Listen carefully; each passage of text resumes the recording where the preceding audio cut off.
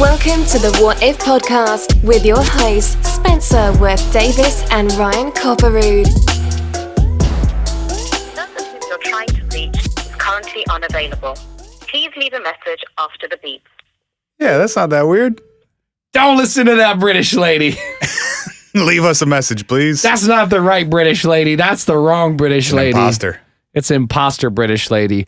Hey, but you know what? I'm leaving a voicemail right now because I didn't hang up the phone. You guys, we have good news. What is it? You can call us. God damn! That is good news. Well, I mean, you can't call us, but you could call us. Well, if I reinstall Skype on my cell phone, Oh, I guess there's that. then it rings on my cell phone, and I could decide when I want to answer random listener calls. But then we won't get them on recording. Yeah, but I might have a nice conversation with someone. All right, guys, so here's the deal. About 45 episodes ago? No, I don't know. It was even long probably further. was, honestly, yeah. No, I think it was at even least, further though. yeah. Like I think it was episode 10, 11, 12, something like that. We said, hey, it would be cool if, as we talk about ghosts and aliens and philosophy and conspiracies, if people could call and weigh in and we could use the audio from their calls on the show. And so Yes. many moons ago, It was indeed a good idea that we had once upon a time. it was. The problem was when we started the show a year and a half ago, nobody was really listening to it. So we I can't decide if I like that one more or Heck. that's the classic, but heck. It's a little more agitated. Yeah. For when things are really getting bad. Maybe we should just get an assortment of hacks so we can hack in so many different ways to communicate so many different If anyone things. has any suggestions, hi at whatifpodcast.com for things I can pull the word heck from. a hack drop, This comes from Rocco's Modern Life. which is such a deep There were a cut. bunch of other good ones, but they all had music over them. That was the only one I could grab. Got it. But yeah, so there wasn't anybody listening when we said, hey, we have a phone number. You can call us and leave a voicemail.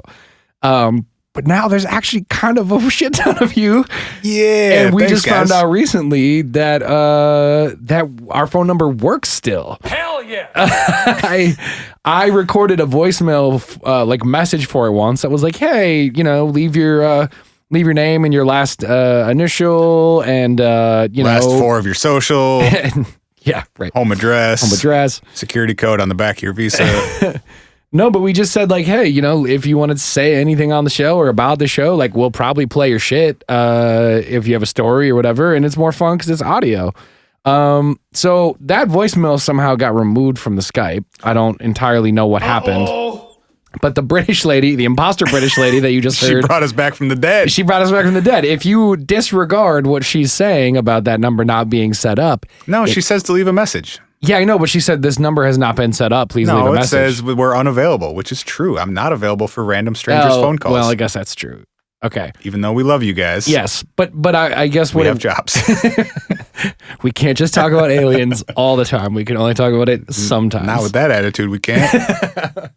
Well, maybe we'll have to end up doing a live show where people can call in and we'll answer.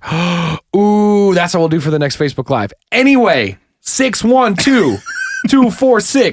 612-246-4614. That's 612-246-4614. Nobody cares. Yes, you do. We want you guys to call and leave us voicemails if you feel like it. Because what had happened was, we had 6, 7, 8 since we checked it last and didn't realize that it was still functioning. I apologize. So Spencer's just crushing it over here It's on the been a buttons. while, man. It feels right. It feels right. Feeling it. He's Feeling it today. good. I'm glad. But yeah, anyway, if you guys want to call and tell us a story, we've had people call and tell us stories. What's that phone number again that I haven't bothered to memorize in a year and a half? That is 612-246-4614. Does that spell anything cool? No, I think I just liked the rhythm of the numbers. Like it feels kind of 612-246-4614. That's nice. Yeah. Yeah. Yibbity doo. So yeah, Whoa. give us a call and maybe we'll play your thing and we'll have like a one-sided conversation with you Also, while playing your fucking story. if you listened to our Patreon episode last week, and heard the guy who left us a voicemail telling us about how we needed to repent and stop worshiping Satan, and he sees through our lies. Yikes! Please don't leave us voicemails like that because it makes me feel bad. Yeah, we had a hard break during that show where we looked at each other and we were like, we just got to move on, right? Like, yeah, okay. Do we cancel the show? Do we? Are we in danger? Face your fears, son. Yes. God, speaking of face your fears, should we talk about our Twitter troller? Which one of you is it, you motherfuckers? Oh, man. Which one of you is it? Okay. Go ahead. So I have a bit of a story about that series of tweets that we received on, what day was that? Saturday? Not entirely sure. I think it was Saturday morning. It carried through a couple days.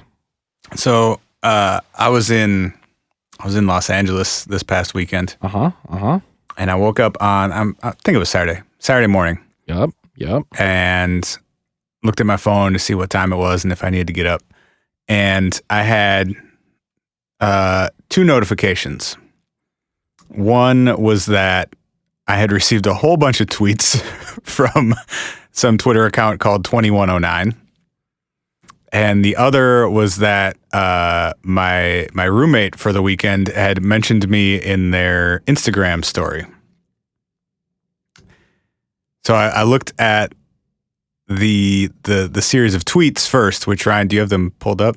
Yes. Okay. I looked at these tweets, and then I looked at the Instagram mention, which was this person I was staying with had opened our fridge and seen that in the fridge of our Airbnb was something roughly, I would say about 2 feet by maybe 1.5 feet, rectangular shaped, wrapped in a burlap sack with a note on the top that said, "Please do not touch." Nope. Absolutely not.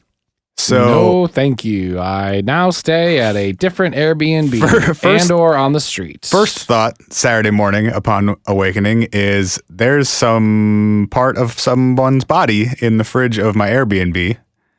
Second thought is someone from the year 2109 is contacting me to warn me about a beacon that they have sent and to alert Ryan and I that we are in danger.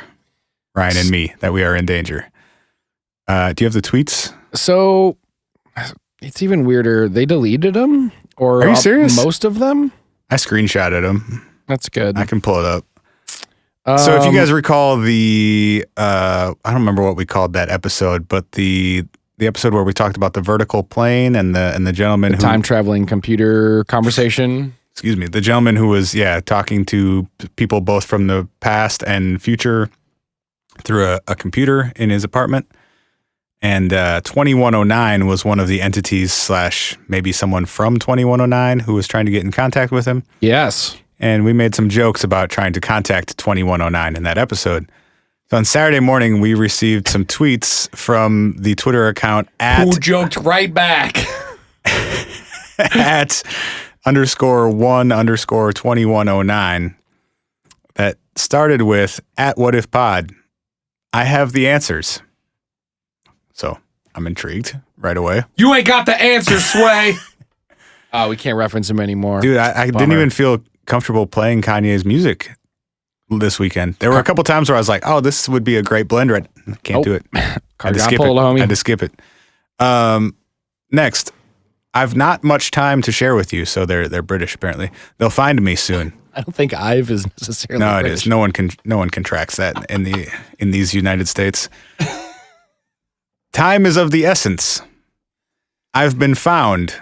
Time is near an end for me. The agreement between North and South will be short-lived. Okay, so here's... Topical. Yeah, there's my first inclination that you're full of shit. You're referencing something that happened like the day before. No one... you're not from the future if you're talking about today. That's what I'm saying. 90 years from now, no one is referencing day-to-day history of something that probably will not be very meaningful in the bigger scope of history. So first of all, we don't believe you. You need more people. Next tweet, they're coming for me. Help. I can't help you, random Twitter person. Also, you're freaking me out. You would help me by going away right now. Third, I've broken rules before, but I carried favor then. I'm an outsider now, no protection. Still don't care about your situation, 2109. They're close. They've intercepted all my other attempts to communicate with this plane. Now you're talking about planes, I'm back in. But they won't find this. This avenue is too obvious, they won't monitor it.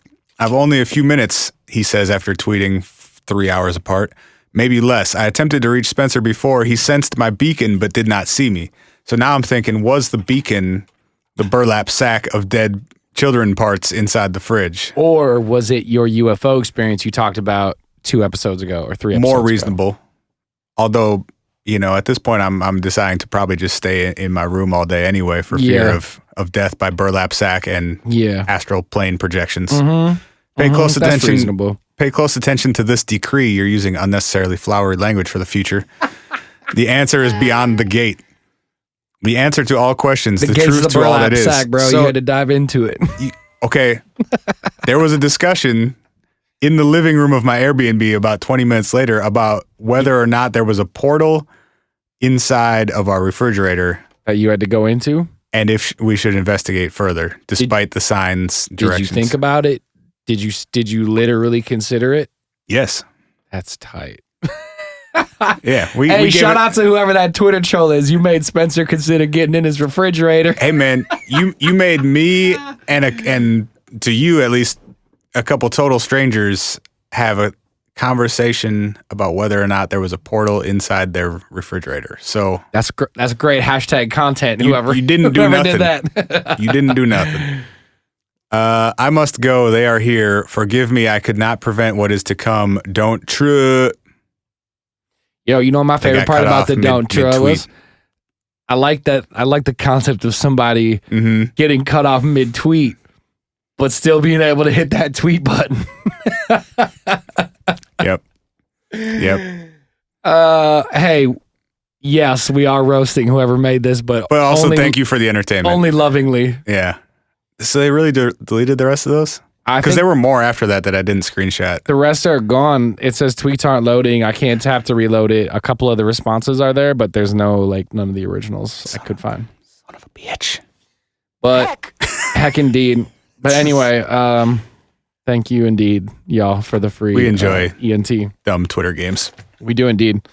I guess one more announcement before we dive into the world of herbs. The Secret Life of Plants. The Secret Life of Herbs is fucking last week's Patreon episode is free. Oh yeah, go get that. Go get that. It's a really funny one. If I we- do say so myself. We had a gad dang blast on Friday doing a Patreon, and we kind of decided that once every 6 weeks or so we'll make one of them available just so y'all can see. It's a little bit how fucking good we are at this podcast game. I think it's a little bit more of just like a different flavor than the free I'm episode. sticking with my original statement, Okay, but fair. you do you. Fine, fair. We can which, have different motivations for this. It's okay. by the way, thank you, Lewis. It is the free. This is the free episode. I guess that's the best way to do it. So the free episode is the one you'll listen to now, and the Patreon episode is the one that comes out on Fridays. And yeah, we had a good ass time with it. It's free, so if you want it, go get it. Go to patreon.com/whatifpodcast and give it a listen. There's like 40 some episodes additionally of the show over there.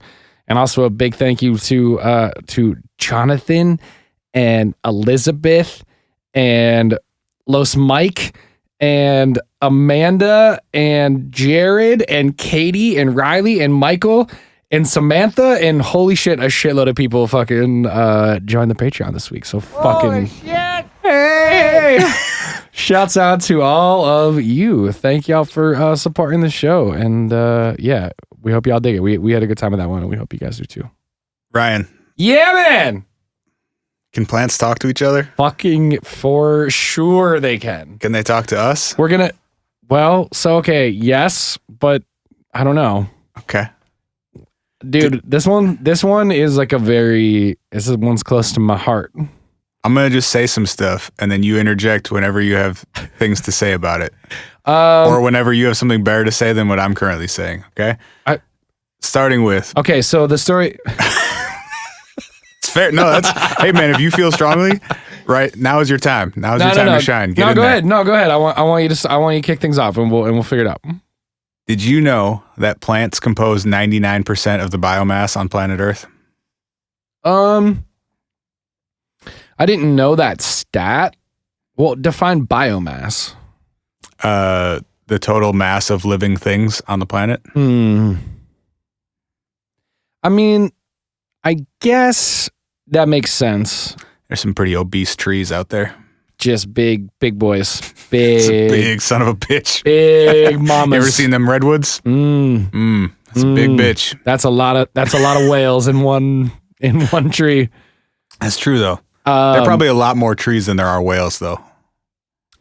That is How many whales are there? Like a couple hundred? nearly a guarantee. I'm bad at most things, but I think there are definitely more trees in the world than there are whales. All right, that was all I had. Go ahead. That was the extent of your research for today. That was it.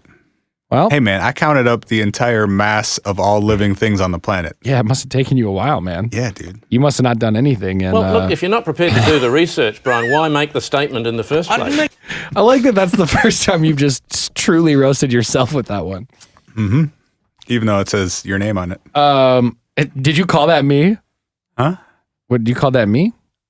Well, look, if you're not prepared to do the research, Brian, why make the statement It's in the first place? Brian. Whatever. Brian. If I call you Brian, it'll work. What you know about Cleve Baxter, bro? Oh, he's a crazy son of a bitch. I like him though. He tried to give plants polygraph tests. I like him though. You know what the best part about Cleve is? His name? We have the same birthday. Okay. Yo! That's really the best part? Yo!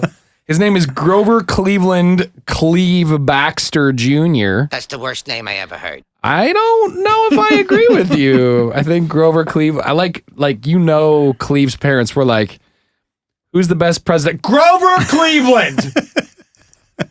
Like wasn't even a question. I mean, at least they felt strongly about something Yeah, they fucking did. and they bet their kid's life on it. He was born in 1924. He died just shortly ago, 2013. So had a nice long life there. Now he's contributing to plant life. True. Growing plants himself.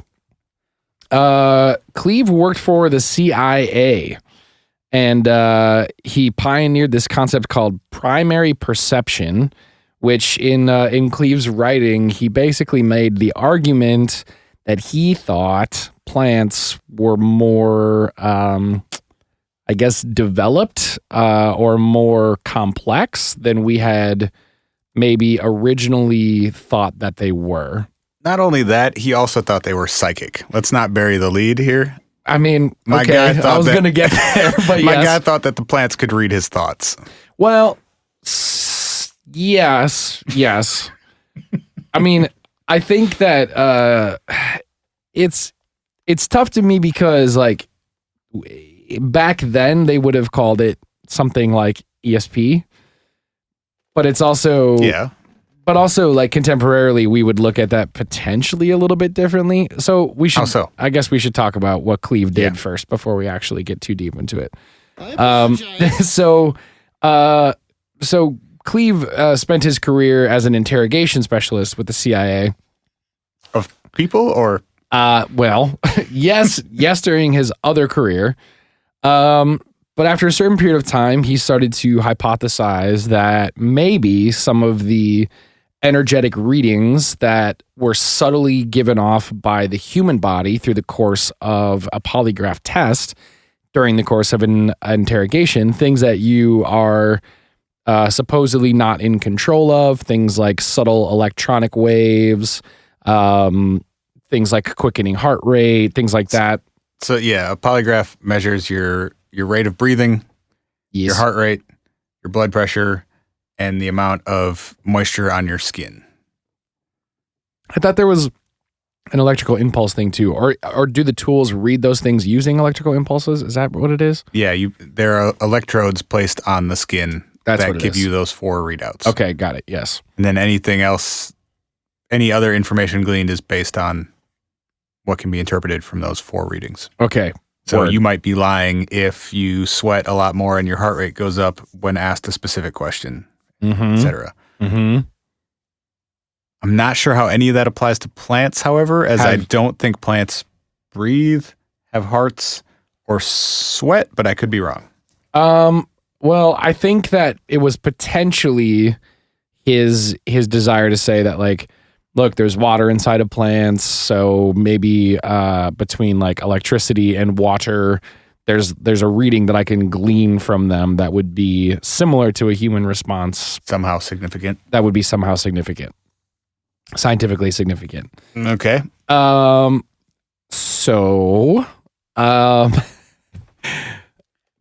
Cleve decided He fucking sent it, bro. he's fucking sent it, bud.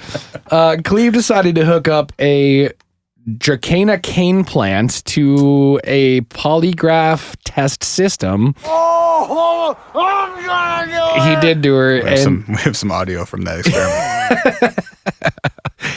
That's him running in circles around the lab. I'm getting given, boys. Cleve said that he started to imagine burning the leaves of the plant. I'm not gonna lie, man. Cleve sounds like a fucking psychopath. Cleve does sound a little bit goofy. Can we get sued for slandering dead people, or how does that law work? I don't know. I think we can. I don't think it's slander if we just say he sounds a little goofy, right? I mean, I would say that's putting it mildly. He sat in a room full of plants that he attached electrodes to and then thought about lighting them on fire to see if they could read his thoughts. Okay, just clarifying. Yep. And then came to the conclusion that they could. Yes, Cleve did. Cleve did. He believed that his imagining of plants burning caused a electrical current, some sort of fight or flight reaction that made the plants. I think he does. Oh, the plant register. I was going to say, I wanted to say nervous, but I don't think he actually uses the word nervous. He says a stress response. Whoa, I'm nervous. Oh, there it is. He thought that the plant actually expressed a stress reaction. So we know that, I mean, plants create stress reactions all the time. We're going to talk about a bunch more of them later. But plants move and give off chemical scents and compounds and change shapes and do all kinds of things related to stress. And so he believed he was capable of making that happen in plants with his fucking mind. He also thought that plants could remember things. Well, so he tested this just before we move on from Cleve. No, that's fine. I'm going to get into an amazing study about plant memory that I think is phenomenal later. Perfect. Cleve thought that if other plants had witnessed someone, quote, murder a plant, which he did by stomping on it. Define witnessed. Well, we're in the vicinity of. So he would. I just feel like there's a very specific requirement for witnessing something. Being able to perceive visually. I was going to say fucking eyeballs. Right. So he would take a plant, I guess surround it with other plants, and then stomp it to death. Look at me. You look at me while I stomp your brothers. God damn. Look me in my eyes. He's just jumping on a potted plant. Yes. I mean, yeah, I know. He thought that the other plants then later would be able to pick out the quote unquote killer from a lineup of 6 quote unquote suspects, registering a surge of electrical activity when the murderer was brought before them. He said that the plants also displayed a strong aversion to interspecies violence. What did they? If, for instance, a pea plant witnessed him eating a strawberry, it would become upset. You said pea? Yes. Yes, I did.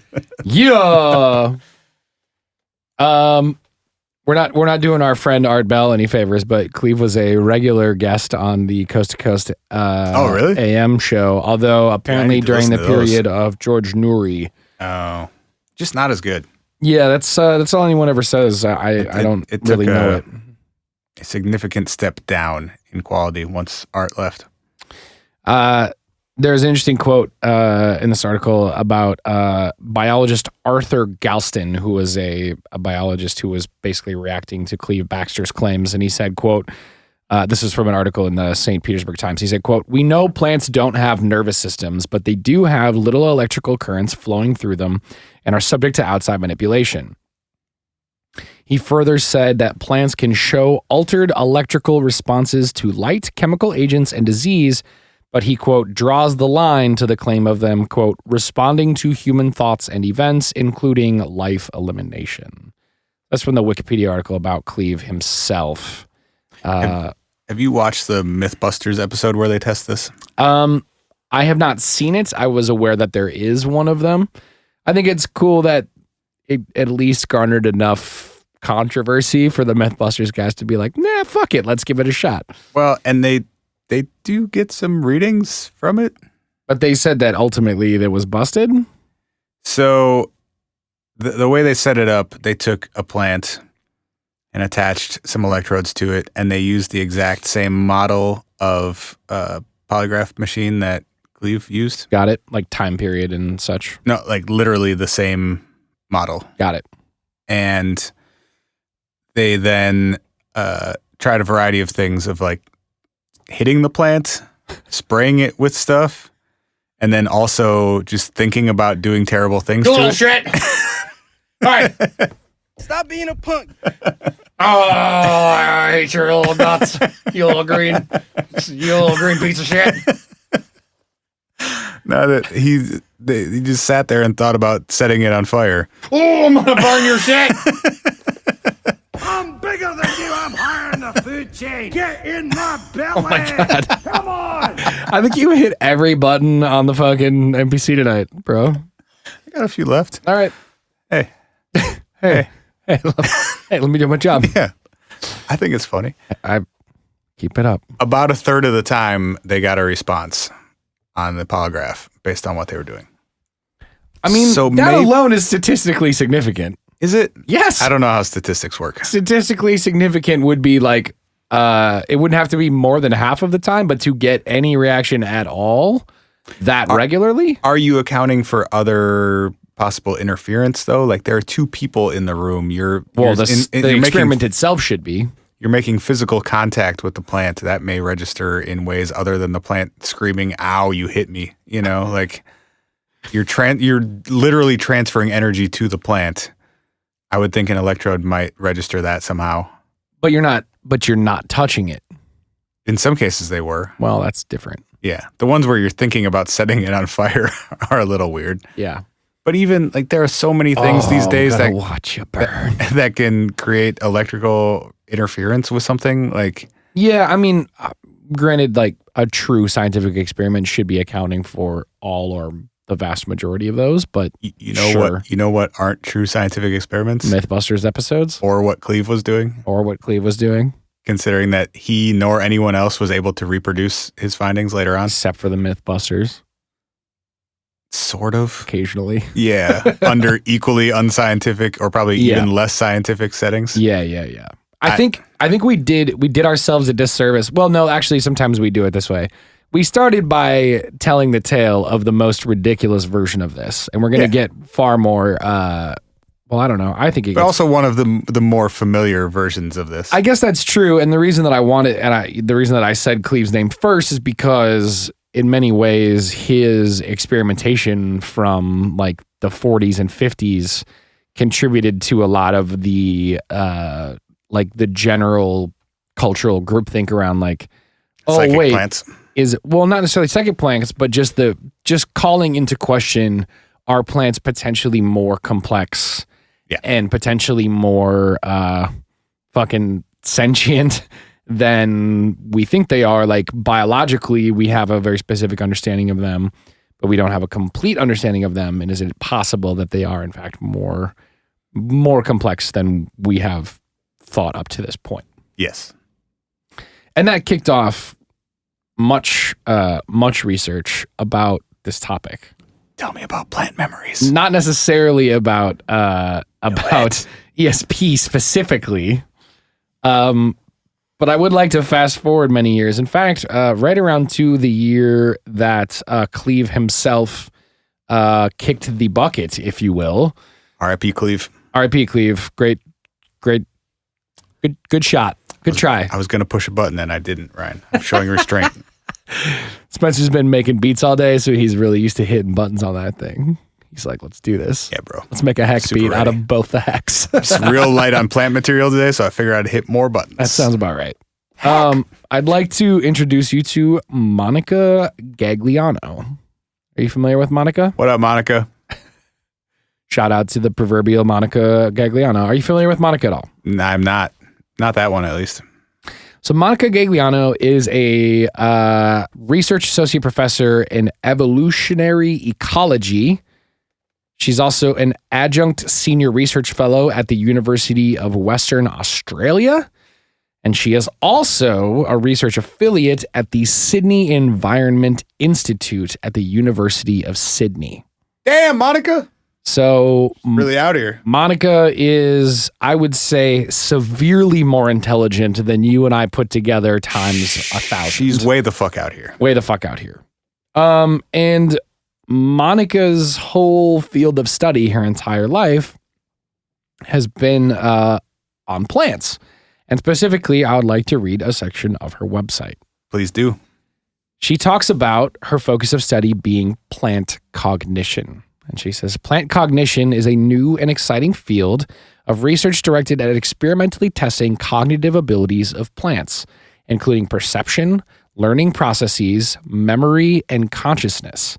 The emerging framework holds considerable implications for the way we perceive plants as it redefines the traditionally held boundary between animals and plants themselves. I have a question that if now is not the time. I'll tell you. Yeah. What do we have a good definition of intelligence?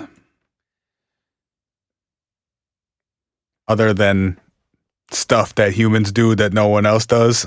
I mean, we can go there now. I feel like that is a really good way to end this whole conversation. Cool, I'll hold on to it. Okay. But yes, I think that's where all of this leads. Got it. The future is just plants and robots, and we're gone. Fucking probably, man. Honestly, we're fucking meat sacks. We're just a bunch of meat sacks. Okay. We'll come back to that. Yeah, I mean, hold that in your head as we talk about this stuff, because I Do think my best. really what Monica's work. I'm going to go through a handful of Monica's experiments, so we could talk about some of the things that she's found. I'm going to describe her things less scientifically and more generally because I'm not a fucking scientist, and you guys usually make fun of me when I try to be sciencey, so I'm going to fucking not try to be too sciencey. So we're going to be intentionally dumb as fuck. Exactly. I'm not going to try to be too sciencey, so y'all don't roast. Double our dollars. They criticize me for it, but they all yell, "Hi guys, thanks for talking about aliens." So one of Monica's early experiments that she tried was, so you know how so we both live in South Minneapolis. You know how there's do know that, yes. There's a lot of trees around here. Many trees, bro. Many trees, bro. Have you ever had a backup in your water line that goes out of your house, like a clog or a Because plug? of roots and such? Roots and such. Not here, but I'm familiar with this concept. You're familiar with the concept. So this happens in many urban environments, especially ones with lots of trees. But we have lots of trees in South Minneapolis, and a very common thing that you have to do is you have to drill, not drill, but I don't entirely know what the word would be. But you have to basically send a roto-rooter through your water pipe because so often tree roots get into your water pipe, either going out or into your house, and it causes stoppages in your shit. Dumbass trees. Go around. Don't yell at them, man. They're gonna get their feelings hurt. Right. Sorry, guys. Don't imagine the trees burning, bro. So basically, one of the things that Monica wanted to test was there was this suspicion that basically trees move towards water, right? But the idea being, how do they know? Is it just something where tree roots are in soil and they can kind of get They thirsty. they thirsty, right? So is it that they can kind of, there are semblances of water in certain locations, and so they move towards the water because they can sense the water that's not touching them but further away? They probably just use dowsing rods. They use twigs that fall off of their tree as their own dowsing rods. Yeah, they just hold two of them, and then it points to where the wet is. Got it. Points you to the wet. I suppose if you've got a lot of branches, you don't even need to hold. They have so many arms, dude. Built-in dowsing rods. Saying. But she wanted to know if it's more than that, right? If it's more than just the actual like sensing something in the soil, like maybe it's damper on one side of the tree, and that's why the leaves go in that, or excuse me, the roots go in that direction to go hunt the water down. And so what she did was she did an experiment where she planted a plant, let it grow, and then carved 2 holes out of the side of this potted plant. And on either side of it, she put 2 pipes. And one side, she had circulating water going through at all times. And then the other one, it was dry. And then over time, she checked to see the migration and growth of the roots of this plant and found that over 50% of the roots had moved towards the pipe with water going through it. Over, like how much over 50? I don't have the exact number, but it was a statistically significant enough for her to have been published with this in like many a scientific magazine. She's got all her publications listed on her website. So not like 51. I don't think it was 51. I think it was somewhat more than that. At least 52. At least 52. So that was sort of like V1 of her going, what does it know? I mean, you know, you could make the argument, well, is it condensation on the outside of the pipe? Is it, you know, can it somehow sense it through the pipe? Like, why would it be knowing to grow in the direction of where the running water is? Is it possible that, talking ancient alien speak, is it possible, and if so, that they just grow more where it is wetter because they need water in order to grow? Well, yes, but the idea was that this thing was self-contained in a pot and the pipe was separate from the pot itself. So the hole was cut and the pipe was near it, adjacent to it, but not actually touching the soil itself. Because the idea was to create a barrier between the actual pipe with the water and the soil itself. Because it makes sense that a tree would go towards where the soil is damper, right? I mean, that's just its natural way of growing towards what's going to sustain it. But her idea was that for some reason, it was able to sense where it was even beyond the separation. She did a V2 of this. Kept the pipes there, but both dry. New plant. It's rude. Cut holes. Yeah.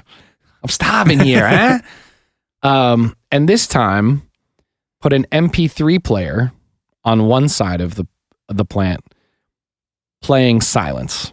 So for a control, silence coming out of the MP3 player. On the other side, she played the sound of running water. Mm-hmm.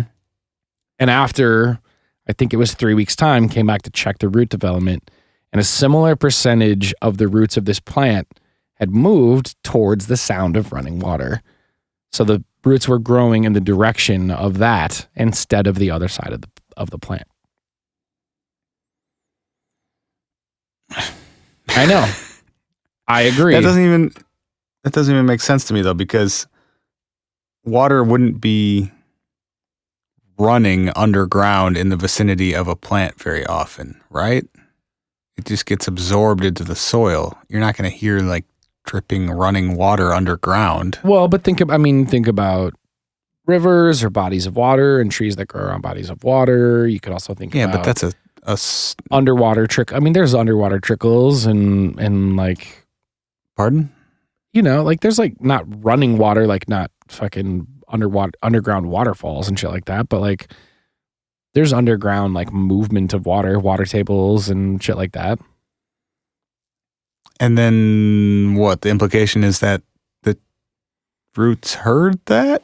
The implication, so she says basically like she's not out here to say, I know what's happening. Because if the trees are that smart, I wouldn't go around playing dumb pranks on them. They will probably murder you. Well, you tricked a tree into thinking that it was going to get water, and then it found your Zune instead. And it was thirsty as fuck. Yeah. And then It's going to use its last remaining energy to strangle you. to use those roots to strangle you. Yes. Absolutely. Monica's still alive? Monica is still alive. Oh, okay. As far as I'm aware. She's still on a speaking tour. She's speaking at a lot of universities. Good for her. Yeah, she's been published a lot. So Was she the same person who did the thing about dropping the plants? the Mimosa pudica. Is that a yes? Well, I don't know. That what is you the just said. plant I believe you're referring Oh, to. okay. The My Spanish is not as good as it once was. I don't know well, what it's you're actually saying, bro. I think it's actually Latin. See, told you.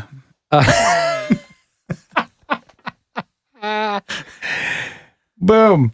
The Latin pudica means shy or bashful or shrinking.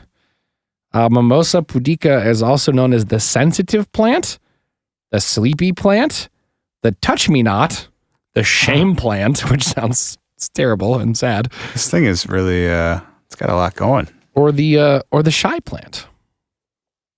Okay. It's basically It's a a little very- flower with long leaves, and it has so going back to what we were talking about earlier, like the stress mechanism of plants, it has a stress mechanism that's a self-protectant, where if you were to potentially brush up against it, or touch it in a way that it wasn't accustomed to, it would basically shrink up. Oh, yeah. I've seen that guy. The leaves like kind of collapse in on itself. Right.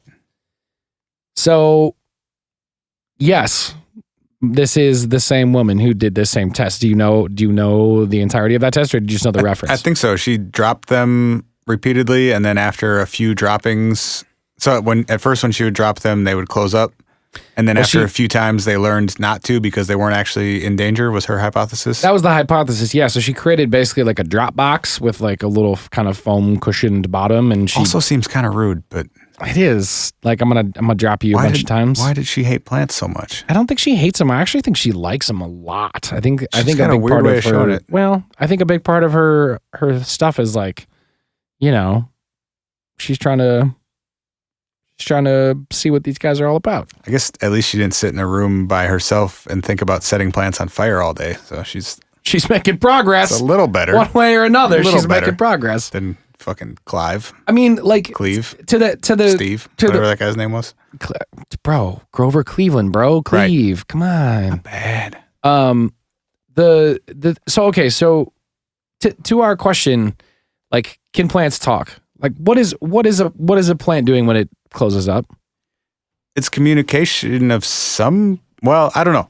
It's probably a protective. I struggle with this too. Probably a protective thing, and it seems like purely reactional until you get to something like this, where if you do it enough, then it seems to learn, for lack of a better term. To me, like, the hard thing about the closing up thing is just, I mean, take the experiment away from it, that the closing up thing, and granted, I know that like a plant will grow towards sunlight, right? Like that's a thing that plants will do because it's nutrition, but closing up when you get brushed by something as an evolutionary and instinctual behavior still feels like a physical action related to an intention in the way of self-protection. Like that to Right. me is crazy. Do we even know what mechanism is causing that? I don't think the we whole do. concept of plants moving is kind of crazy to me. Yeah.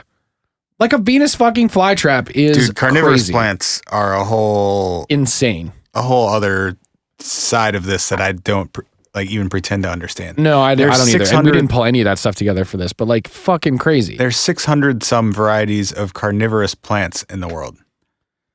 Fucking meat-eating plants, dude. So many parts of that are confusing to me. Like the awareness to recognize that there is a creature nearby or on you. Yes. So there has to be some system for detecting that Yes. and or trapping animals somehow, because some of them they're not all like Venus flytraps where they sense an animal and then like close around it. Some of them are just are more passive. But a plant has a way to digest an animal? There's a great Planet Earth episode where they do a deep dive onto one of the carnivorous plants where it basically is almost like a bell, like an inverted bell-shaped thing. And the insects like fall in and then falls can't in climb and back it's out. inside of this like acidic fucking hot tub that it gets slowly digests digested. the bug. Right. But like that's fucking crazy. The fact that That's what I'm saying. real is mind-blowing to me. And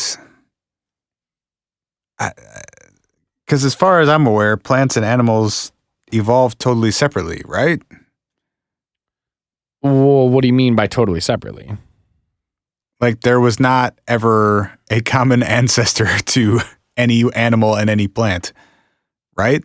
That's a fantastic statement on this show. No, I do not believe so, I'm sir. just clarifying. Yeah, I mean, I think that's why we have different kingdoms of living things, right? Right. Yeah, plant species versus animal species. Yeah. Yes. So then how is it that some plants... But they evolved together in the way of like in the same space. No, of course, but I mean, I'm saying they relied on each other as evolution continued to happen. Some plants evolved right. I'm just to saying, deal with an animal, I guess. yeah, they've probably influenced each other throughout the years. Yeah. But how is it that some plants are able to consume only most plants are able to consume only like nutrients from like the sun and the soil and the water, But some can and just others eat bees. Yeah, like how? And it's only 600 out of however millions of plant species there are in the world. Yeah, man. I don't know. And then if that's possible, why didn't other ones do that? Because that would seem like you would have way more access to nutrients if you were, and allow you to live in a more diverse range of settings. If you could eat those dudes too. Yeah. Yes. You can go without water for longer, go without sunlight for longer. Yes. Live in harsher climates. Yes. I'm basically just saying, why am I so dumb? And can someone explain this to me? I'm asking for bull shark emails, basically. Is Bull what I'm shark doing. emails. Yeah. We did have If anyone has the carnivorous plant version of bull shark emails for me, our inbox is open. We did low-key request a research assistant for a little while, and we actually got like 5 or 6 emails. This would have been a great time to hit up that biology person. Yeah, would have. Sorry to everyone who hit us up and was like, I'll answer your guys' idiocies. And we were like, yeah, cool, sounds good. And then we didn't really do much of that. Well, they probably gave up on our show by now anyway. That's true. They're like, they're too dumb. I can't stand it anymore. Yeah, no, I mean, I feel you, man. It's strange and fascinating. I guess just to like tie the loop on the fucking box experiment, the whole idea was she dropped them many times in a row, and the Mimosa pudica stopped doing its shrink up thing because it realized that there wasn't actually a predator that was coming to hurt it anymore. Well, this is her hypothesis. Not a predator coming to hurt it anymore. That this dropping motion was something that it learned. And I'm saying these words in fucking quotation marks because we have to have a conversation about what that means. But like learned that this drop motion that was freaking it out over and over again wasn't actually going to hurt it. So it stopped closing up. But then those same plants, she was able to take out of their drop box, shake them left and right in a completely different, in a completely different, alone, disconcerting motion, and it would start doing it again. It would shrink back up again. Traumatizing these poor pupusas or whatever they are. Close. Mimosas. Mimosa pudica became papusa in your mind. Well, isn't a mimosa a drink anyway? This lady's drunk. This lady's drunk on plants. She just hammered and shaking plants and I'm drunk on plants. That's what her website should be. drunkonplants.biz. It should be research associate, professor, and evolutionary. I'm drunk on plants. I learned today that you can have the what's the little suffix thing of a web address called, like the .com or the .org or the .biz or the .info. Oh God! People are yelling this into their podcast right now. What the fuck is that called? Yelling it into their podcast. What is the extension? Extension. Is that what it's called? Yes. I learned there's another name for it too, but No, that's whatever. I learned that you can have a .lol website today. Is that true? Yes. Oh boy, we got some domain buying to do. Yes, we do. Hey, quick aside. Spencer and Ryan.lol. Oh my God. It's our new website. Fuck, it should be, or at least have a redirect. Speaking of good redirects, I definitely renewed robotgrandma.biz yesterday because robotgrandma.biz, A, is a very funny joke, B, a great t-shirt you can buy on our store, and C, a really great way to redirect if you don't want to type whatifpodcast.com into your browser. It's a good way to get to our website. Did you see the woman who tweeted at us because she was just listening to that episode for the first time? Oh, and she thought we were joking about the shirts? Yeah, and then went to the website and we actually had them? Yes. So it actually worked for one person and just pissed off like the thousands of people that listened to that episode and then had to wait 6 months for us to actually make that shirt. That's true. But That's for true. one lady, we fucking nailed it. We nailed it. She was like, ha ha, what a good joke. Oh my God, they're here now. Yep. How's that for timing?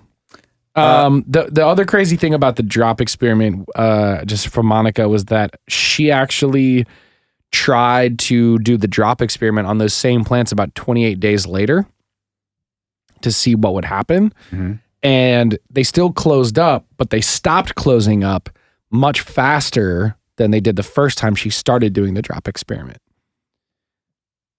So they had retained information? Is that what we're supposed to? I mean, again, like the hypothesis would be In their plant brains? they were initially more, they were more like traditional in their reaction to the thing, but then more quickly loosened up to realize that it was not something that was going to hurt them. This is a prank. I'm saying all these. I can feel it down in my seeds. I'm feeling it out of my plums. It's weird because I'm saying Sorry, they all store these information. anthropomorphic words about plants like learn and realize and think and feel. And they're really, really weird. Like they feel uncomfortable coming out of my mouth when I say them. But also, I don't know what else to call them. Yeah, we don't have a good set of vocabulary for intelligent plant life. No, we don't. That's what we're here for, Ryan. This is our mission. This is our calling in life. To talk about plants? To develop a common set of language to talk about how intelligent plants are. Okay. And how we shouldn't keep them in captivity anymore because they're sentient beings. I think most of them aren't in captivity based on our whole 99% biomass. Well, thing. we're off to a great start. Fuck yeah, we nailed it. Our new goal at the What If Podcast is to liberate houseplants. I mean, Operation Free Yo Plums. for your plums. We're coming to your house. We're breaking in your windows. Just throwing some plants And outside. we're throwing your leaving. house plants in the street. Okay, so along those lines, because it feels like about the right time. What is happening? And is it quote unquote intelligence or Yeah. aware or sentient or whatever human centric word you want to put on it? Sure. Like we're at a point where we're talking about other things being intelligent for the first time in our development and making artificial intelligence and recognizing that certain animals are quote unquote intelligent and aware. Yeah. So I do want to. This contributes really well to what you just said. So I'm going to tell one more very, very short mini story. Okay. About a woman named Suzanne Simard, who is a professor of forest ecology at the University of British Columbia. Okay. And I won't tell the whole story. I'll say go watch her TED Talk because she has a really, really great TED Talk about the subject of plant communication. But she's basically one of the first people to discover, she basically used radioactive carbon and put like bags over trees, injected the bags with radioactive carbon, and then tested the trees around it to see if the carbon would actually make its way into the trees. And in the future, these people are all going to be tried for war crimes against plants. Just awful. Yeah, just fuck your plant. I'm The trees are going to get some robot irradiating lawyers. plants. Yeah. Just straight up torturing trees. Yeah, the trees are going to get robot lawyers and they're going to murder Coming all the for that humans. We've earned every cent of it. But the long and short of it is not only does it happen between same species of trees, but it happens between different species of trees that they actually can share carbon through the root floor in forests. It's that whole I don't even know how to fucking pronounce it. Mycorrhizal. Boy.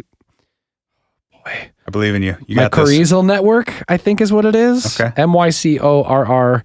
MycorrHizal network. And it's basically Sounds close enough to me. It's basically a plant fungus that lives in many forest floors that connects the roots together and passes carbon in and out of different tree species depending on how shaded they are or what time it is. You got their own neural Time of net year it down is, there, I bruh. guess. I mean, that's kind of what it is. And when I'm thinking about the question that you just asked Just with about more worms and bugs and stuff Right. going through it. Right. But like when you ask a question like what's really happening, I think about that and I go, is it something has to be saying come from here into here or come from here into here. You lost me. Like if this tree needs more carbon to survive, it's pulling carbon up from the plant floor. And if this one needs some back, it pulls it back up. Like we know through like studies of these networks that that's sort of how it works. That doesn't have to be an intelligent process, though. It doesn't exactly, but that's what I'm trying to say is like I don't understand is it just drawing upon what I don't know. Because, okay, let's just get like real out and philosophical for the last couple minutes here. Deal. Intelligence is, according to like a dictionary definition, the ability to acquire and apply knowledge and or skills. Yes. Do we have evidence that that is happening with plants? I mean, Like, kind sort of like the whole if a plant can be dropped multiple times and its fight or flight reflex be triggered for a while and then it realizes it doesn't need to either fight or fly and then stops providing that Plant can fight people and fly. well, you know what I'm saying. Can squish itself up a little bit. Squish Can itself up hide. a little bit. Yeah. It's not hide really, reflex? It's not really Yeah. fighting or okay. The hide reflex. What else is that? Yeah, it would seem that it has gained some information, acquired some information, And is using applied that to no longer do something. made a decision Exactly. based on, well. I know. There is, It's weird to say the senses, right? there is a visible reaction that appears to be linked to that. Yes. And is new. Yes, assuming that these studies are done in the ways that they are said to have been done, Sure. and that all other potential variables have been eliminated, which Sure. I'm only saying because we've seen that that is not the case in a lot of these studies that were cited for a long time. Definitely. So if that is indeed what is happening, I think that does demonstrate some amount of intelligence. And that changes everything. You know what I mean? Like saying something so simple changes everything. Yes. Yeah. The other thing And that's like, is it that different from like single-celled organisms that will seek out, quote unquote, seek out nutrients, move towards areas where there are more nutrients, move away from areas where there are less? Is it that different from molecules in our atmosphere moving from areas of high pressure to low pressure to create an equilibrium? Like that's not, we don't call that intelligence.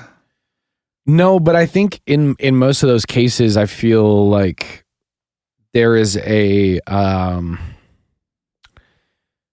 there's like a chemical or environmental or like there's a reason, there's like a physical reason that thing is forcing that thing into that space.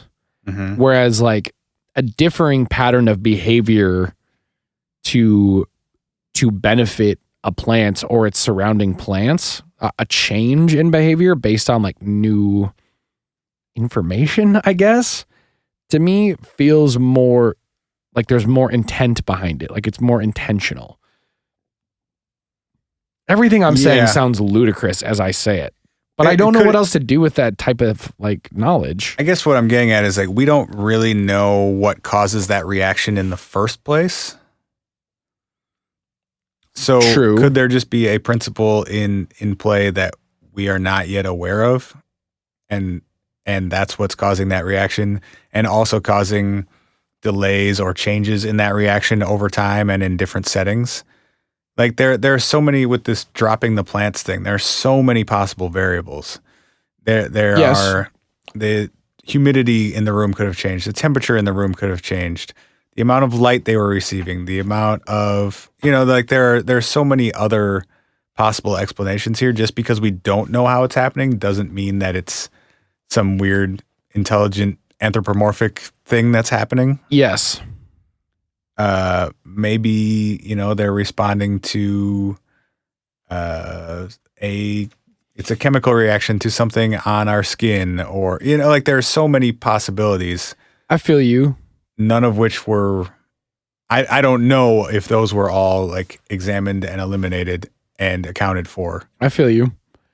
But okay, so And it's always presented in a way of like, whoa, what if plants are super smart, because that's more entertaining, and then we talk about it on our stupid ass podcast. I feel you. But I think even if you put that shit aside and you look at some of the studies done with like the word I can't say, mycorrhizal network stuff, like they've done studies that show that like these fungal fucking neural network fucking highways can send carbon, phosphorus, nitrogen, water, defense compounds, allelochemicals, and like all Did you kinds say of illegal fucking chemicals? allelo. It like says, cocaine? yeah. They got to do a handshake first, though. But the fact that I guess, okay, so I know this is maybe a little bit different from like the intelligence conversation, but to me, the fact that fucking trees in a forest can share all of those things, and I mean literally share, as in I had one 12 feet up, I had one molecule that's 12 feet up inside of my trunk, and it made its way out of that and up the trunk of another tree because it needed it more than I did. Even if that is like a purely like resourcing dynamic of I have more of this and you have less of this, and somehow through It's going to find its equilibrium. it's going to find its equilibrium. The fact that plants and trees share an equilibrium across potentially thousands and thousands of acres of forest, that alone to me is like, You know who doesn't do that? Human beings. well, right. And that's also an interesting thing about it. I mean, we do in certain communities, but Not very well, usually. not very well usually. And I think that's also why it's so impressive and interesting to me, is because it is, in a world where any living thing is reliant purely on self-preservation, like seeing these things enact trading, not even trading, like just fucking sharing. I mean, they're literally sharing separate from each other. Like that concept to me is fucking fascinating. I think it brings up some interesting ideas about like what is consciousness and what is intelligence too, because it's always, we inherently obviously view it through our own human set of biases. But like, I think there is something to the idea that we don't really understand what consciousness is, and that Yes. it's probably a much broader thing than how we usually define it or don't define it. Yeah, I mean, I think we do have a super limited, like, well, do you have a brain?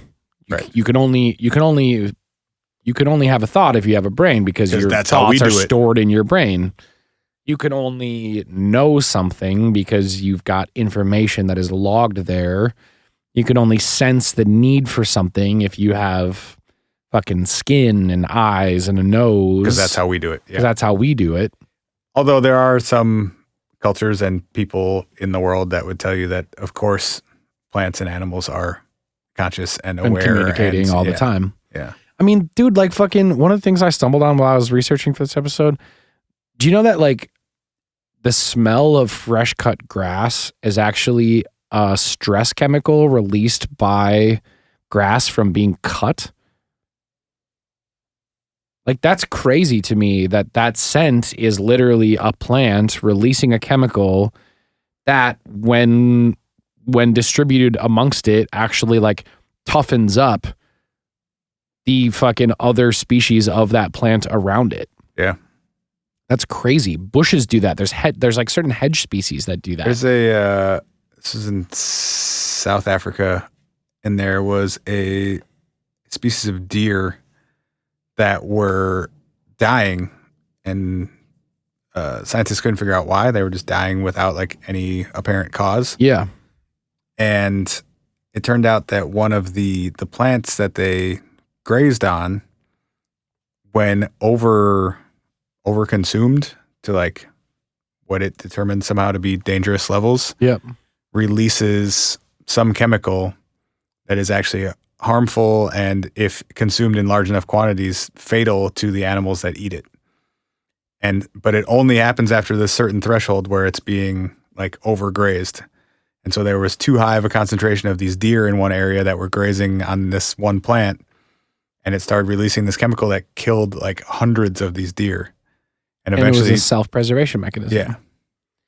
And I guess to me, I go like, whatever our definition is of consciousness or intelligence, Probably too narrow. it's that to me is too that to me again. I think I go back to the concept of like that thing tried to survive And succeeded and at that. succeeded, Yeah. and I don't know how. And communicated in a not the most direct way as we would normally be used to, but communicated with at least two other species what it wanted to have happen. Yeah. Yeah. Or, you know, No, but I mean, I think that's what it was required for it to survive. right. I mean, like when if you are on an African safari and you fucking run up on a pride of lions, like you're going to get roared at. And that's that lion's way of being like, don't fuck with me, please. You Yeah. know? Yeah. Sometimes that thing might kill you first. And that's a way of communicating a thing. And like a plant is capable of killing a bunch of fucking deer because it's communicating to you, hey, please don't fuck with me anymore. I'm not really interested in it. Yeah. Like that level of self-preservation, however we want to categorize it's where it comes from, that to me, that level of self-preservation is intention, which to me feels far closer to intelligent than not.